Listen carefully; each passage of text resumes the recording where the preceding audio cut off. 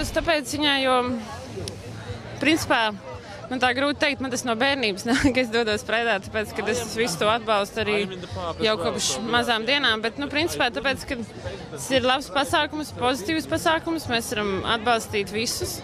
Un es domāju, ka šī ir viena no daļām, kur noteikti ir jāatbalsta. Mīlestība ir viena, un visi mīl, un nedrīkst kādam liekt darīt to, ko viņi grib, un arī viņiem gribās staigāt, bučoties pa ielu. Tas tā. Šodien pat var redzēt, cik daudz cilvēki ir, un nav nekāda naida vispār apkārt, arī pie žogiem nekur nav jūtams nekāds naids pagaidām. Līdz to man liekas, ka ir daudz labāk.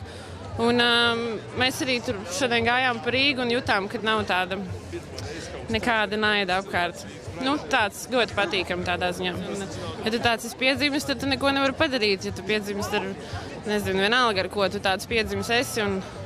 Un tas būtu pirmais, kas būtu jāpaskaidro cilvēkiem, jo bieži, kad es ar kādu runāju par šo tēmu, tad es saprotu, ka man jautā, kā tu to izlēmi? Nevis man, bet kā tas vai kāds to izlēma, un neviens jau to neizlēma.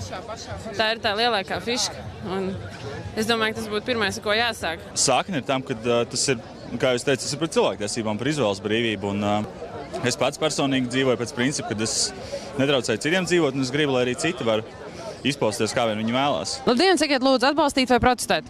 Esmu pārdomās. Pārdomās. Kāpēc tā pārdomās?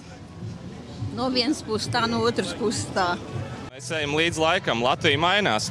Zin kā, ir tas, kad mēs nointervējām vienu cilvēku, amerikāni, kurš šeit dzīvo jau 15 gadus. Viņš teica, ka latviešu sabiedrība vēl ir 19. gadsimtā, bet atgriezīsimies pie Raiņa, ka Rainis teica arī vēl no 19. gadsimta pastāvēs, kas mainīsies.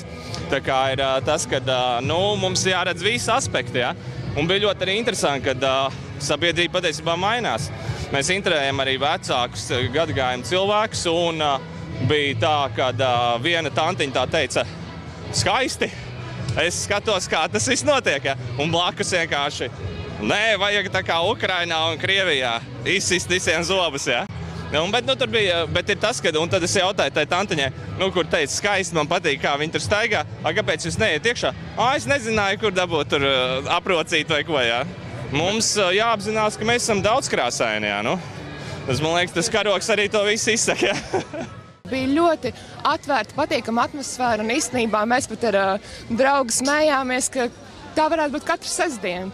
Es domāju, ka šāds pasākums ir ļoti labs, lai veicinātu savstarpējo toleranci un cieņu, tāpēc, ka cilvēki redzēs, ka gluži normāli jaunieši un gluži sakarīgi cilvēki un tādi paši kā viņi, un ka viņi atbalsta kaut ko, ka mēs atbalstam kaut ko tam līdzīgi, jo daudziem iespējams sākumā šķiet, ka tas ir kaut kas tik ļoti eksotisks un nepareizi, un viņi nemaz nekad to nav redzējuši, un tāpēc arī baidās.